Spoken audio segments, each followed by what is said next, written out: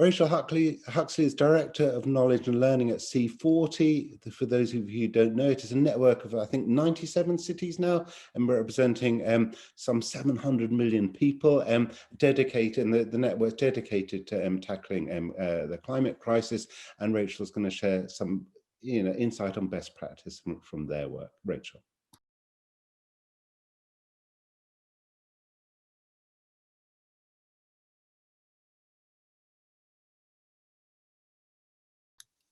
Fantastic, thank you. Hopefully everyone can hear me okay and see the slides.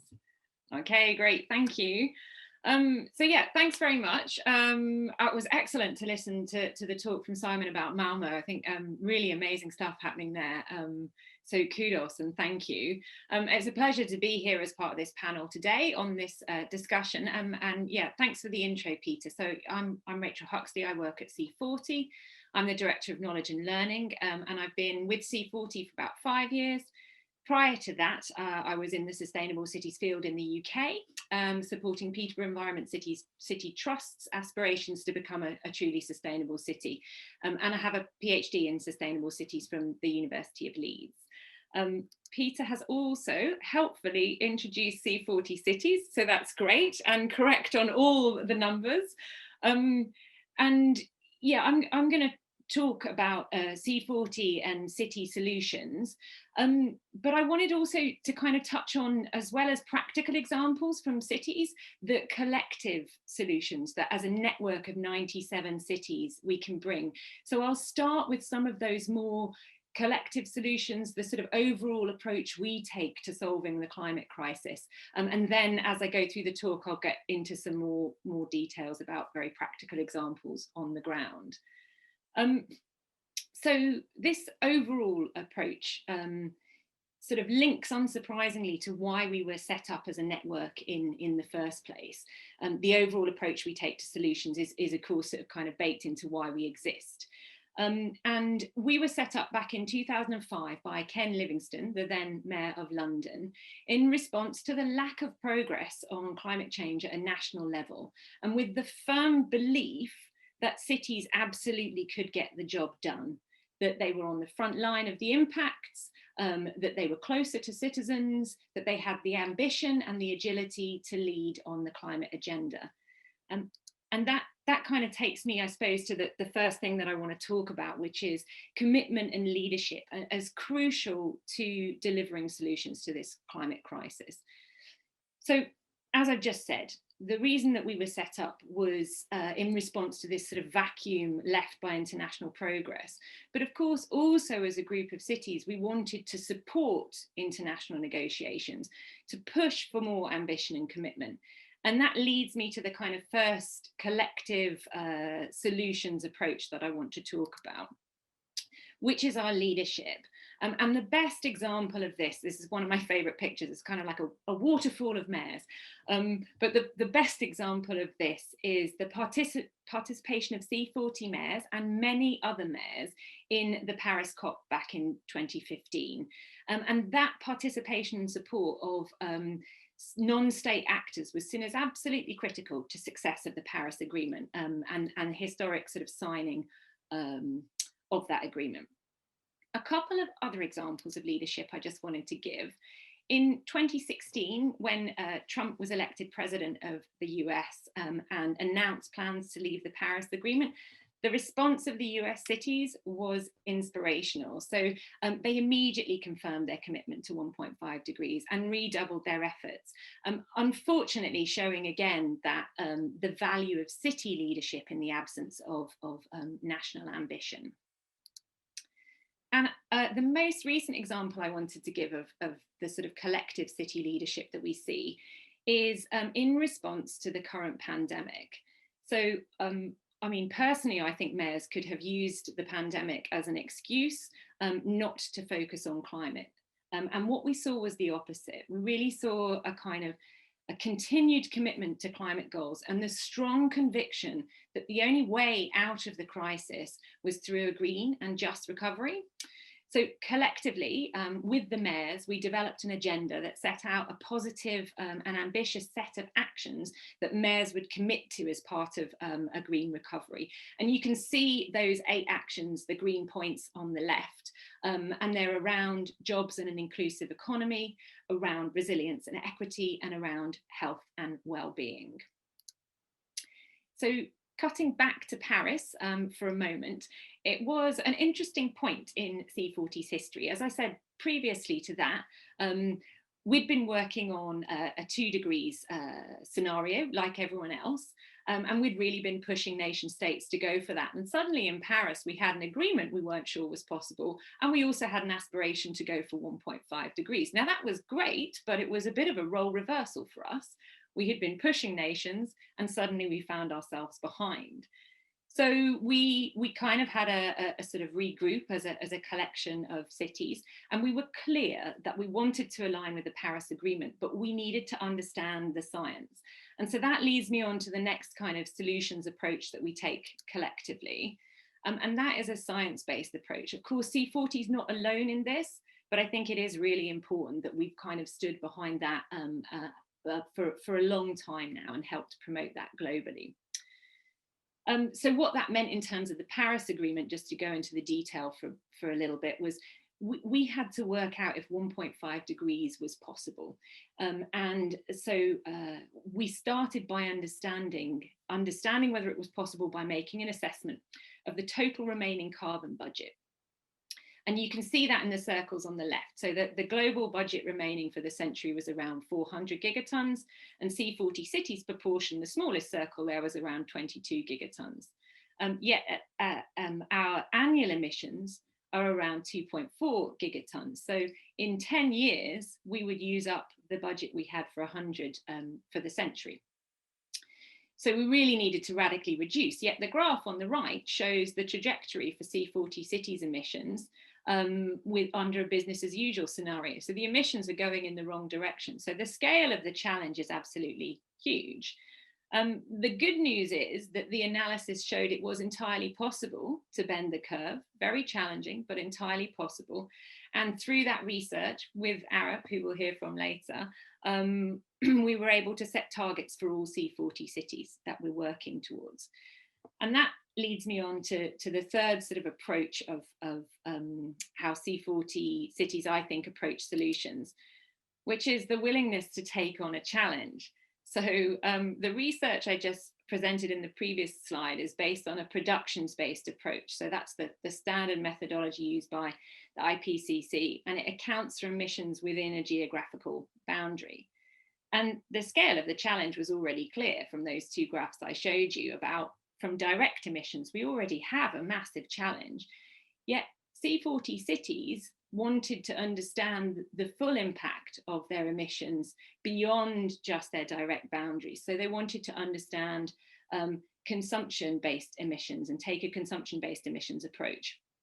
So we've started a program that's looked at that, and cities are already doing great work on that. So looking at embodied emissions in construction, also thinking about how to tackle things like emissions from air travel, and promoting through their tourism work more train over plane travel.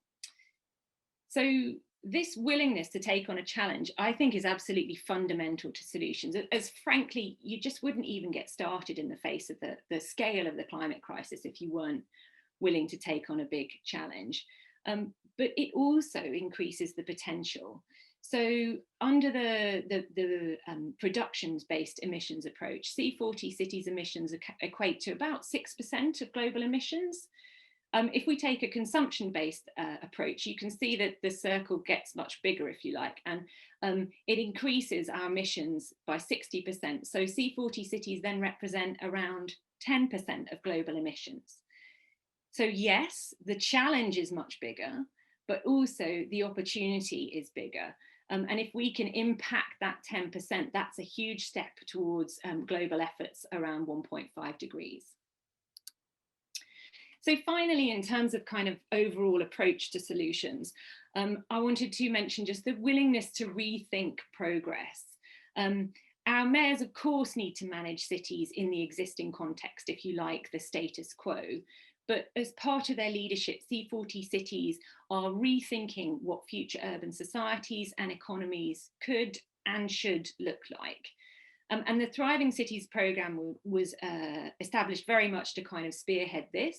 It was in response to the consumption-based research I just mentioned, which showed very clearly that we absolutely cannot tackle climate change without tackling unsustainable consumption. And we work with Kate Rayworth and building on her concept of donor economics. And you can see that in the picture on the left. So the idea is that everyone, we need sufficient development for everyone to meet their social needs, to meet that social foundation, but we need to make sure that we do all of that within the planetary boundaries and we don't cross the ecological ceiling.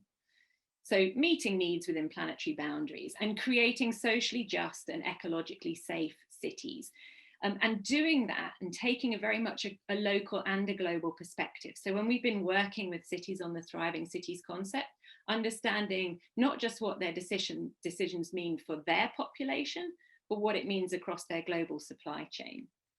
And to talk a bit more specifically and give a few details, the Amsterdam case study is really nice. So Amsterdam have the goal of becoming 100% circular and climate neutral by 2050, and an ambitious medium-term goal of 50% reduction in primary resources by 2030. And to kickstart progress towards those targets, they've already developed a 2-year programme.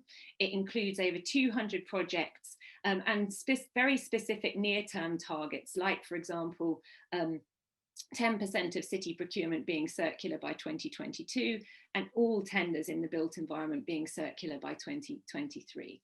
So we can see how cities are kind of turning these concepts into action on the ground. Okay, so well, that leads me on to planning and implementing. Having talked about commitment and leadership, I wanted to move on to talk about, okay, planning and action.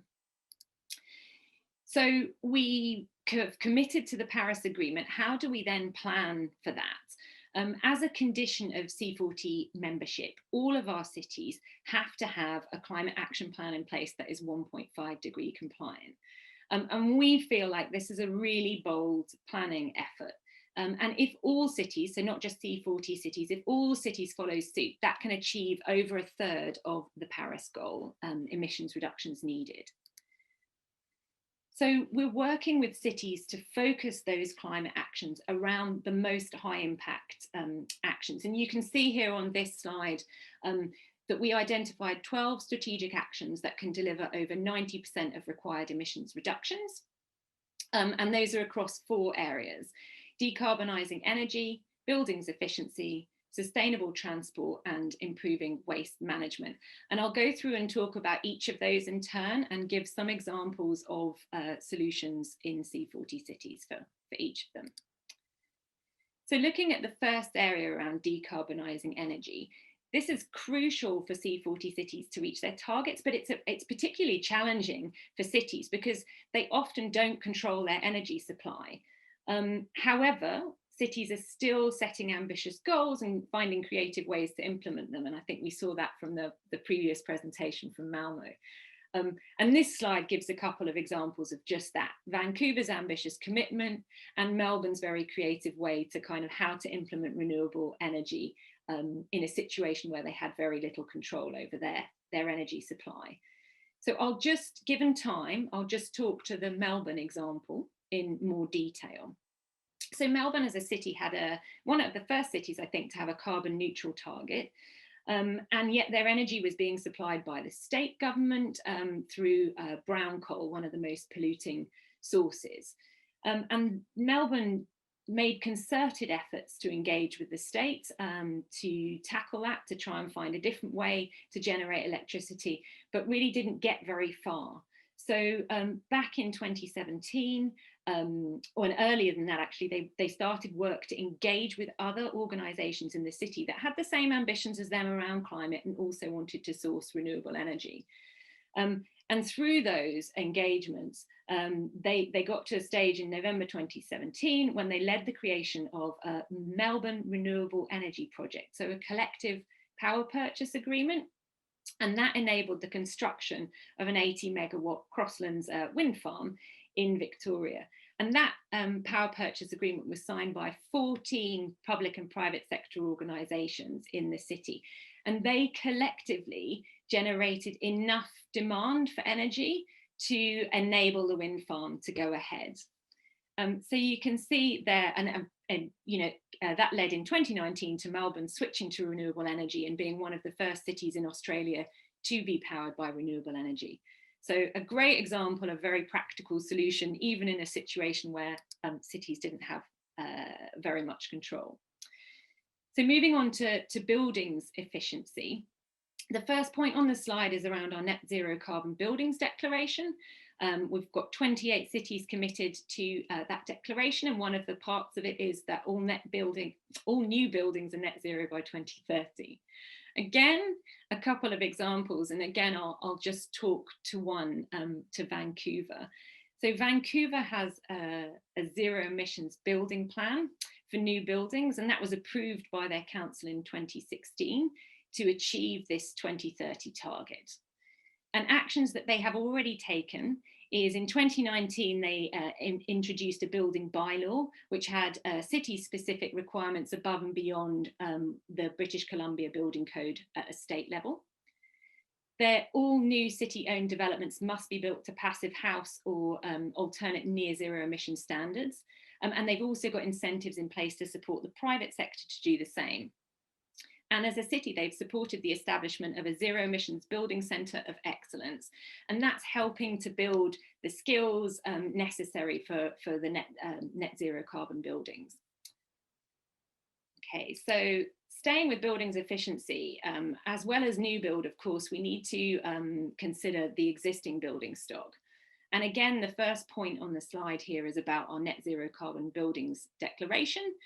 So as well as those cities committing to all new buildings being net zero by 2030, they're committing to all buildings being net zero by 2050. And again, a couple of examples, and I'll speak to the New York example. So heating buildings is the single biggest contributor to greenhouse gas emissions in New York. Around 42% of their carbon emissions come from heating buildings. So New York's been working for a long time on reducing emissions from the building sector. And they've particularly worked hard and worked well to engage the real estate sector. They're a very powerful actor in New York, and without their engagement, the city simply wouldn't be able to get any traction on reducing emissions from buildings.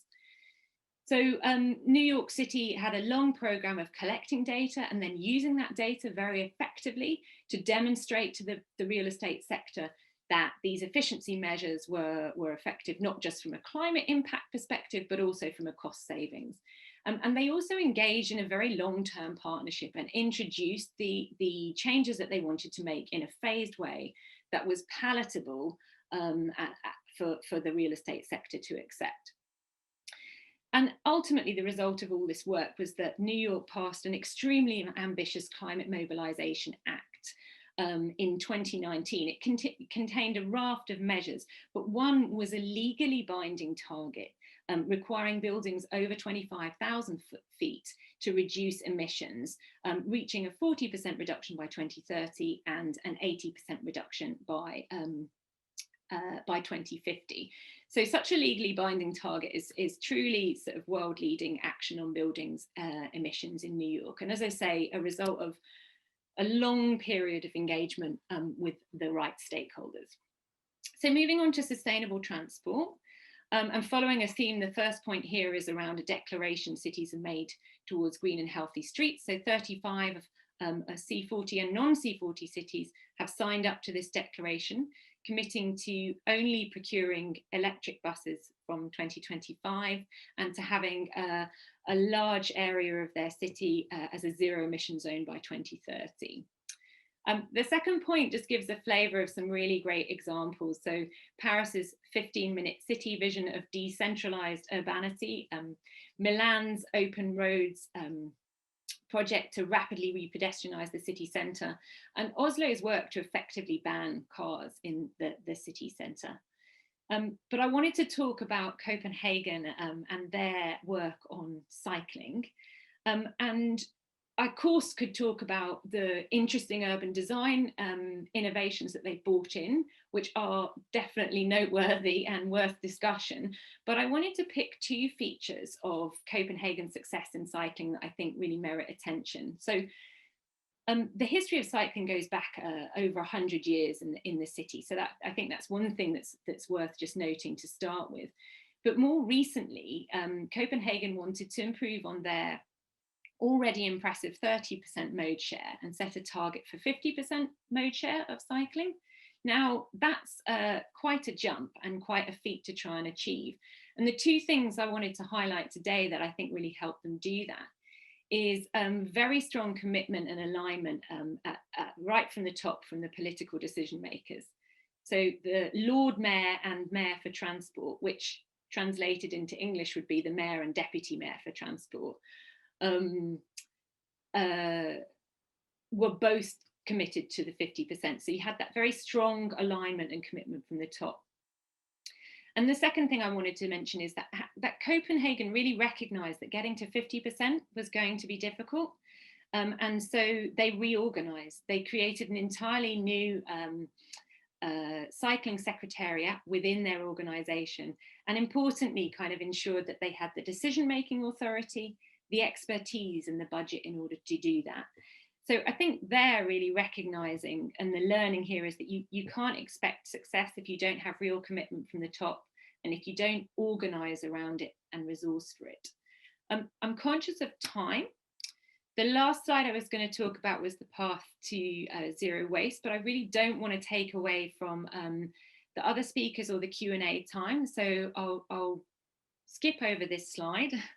I think you've had a flavour anyway. I hope that's given you a flavour of C40 City Solutions, both in terms of, as I say, of our collective voice, of our overall approach, and also some practical examples. I'll hand back to Peter. Rachel, thank you very much for that. Really good to see and hear some practical and inspiring examples of what cities can do.